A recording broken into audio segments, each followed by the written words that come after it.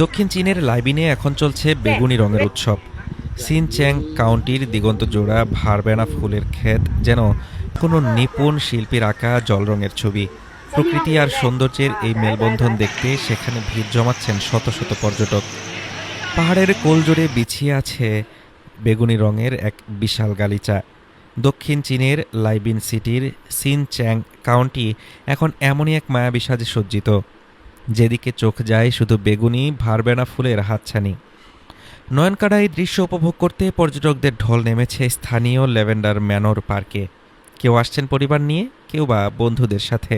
ফুলের মাঝে দাঁড়িয়ে সিনেমাটিক পোর্ট্রেট তোলা কিংবা প্রিয়জনদের সাথে সেলফিতে মুহূর্তগুলো বন্দি করার এই সুযোগ হাতছাড়া করছেন না কেউই। সবাই মিলে আনন্দ করার এবং প্রকৃতির এত কাছাকাছি আসার জন্য এটি দারুণ একটি জায়গা। এখন গ্রীষ্মের শুরু, তাই প্রকৃতির এই সজীবতা আর ফুলের সুবাস নিতে আমরা দল বেঁধে চলে এসেছি। এই ফুলের সমুদ্র দেখে আমি মুগ্ধ।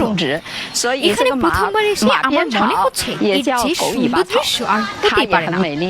সাধারণ পর্যটকদের পাশাপাশি এই বাগান এখন শৌখিন ও পেশাদার ফটোগ্রাফারদের তীর্থস্থান।